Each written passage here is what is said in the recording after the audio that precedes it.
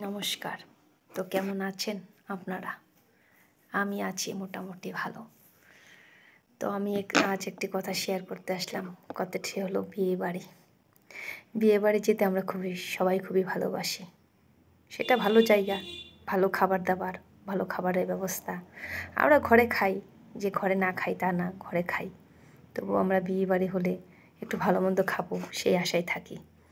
তবে বিয়েবাড়িতে গিয়ে আনন্দ ফুর্তি করি, কিন্তু যখনই খাবার বেলা আসে তবে কে কার আগে যাবে সেই চেষ্টায় আমরা থাকি। কাউকে সে খাবার লাইন ধরে থাকি আমরা। হয়তো এরকম আছে কেউ খাচ্ছে তার ঘাড়ের উপরে দাঁড়িয়ে থাকি। লজ্জা লাগে ভাবলে।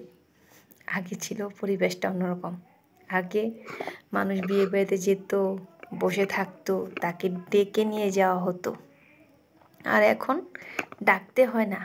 বিয়ে বাড়িতে আছেন আপনি খাবারের জন্যই, দেখছেন তাকিয়ে তাকিয়ে জায়গা খালি হয়েছে কিনা, দেখছেন খালি জায়গা হয়েছে কিনা। একজনকে পাঠিয়ে দিচ্ছেন, দেখো তো জায়গা সিট ধরে রাখবে, আমি গিয়ে আসবো, ফোন করবে। তেমনটাই হয়, শুধু আপনাকে না, সবার সাথেই এমন হয় এখন আজকাল। বিয়ে বাড়ি মানে খাবার দাবার, তাই তো। তাই একজন গিয়ে দাঁড়িয়ে থাকলো, বলল জায়গা আছে, তবে সিট ধরা। চেয়ার খেলা হয় আজকালে বিয়ে বাড়িতে, কার চেয়ার কে আগে বসবে। কেউ খাচ্ছে, তার ঘাড়ের উপরে গিয়ে দাঁড়িয়ে থাকলাম, এমন ছি। হয়তো কোনো সময় হয়তো সেই টেবিলে বসে পড়লাম, খাবারের এঁঠো টেবিলে।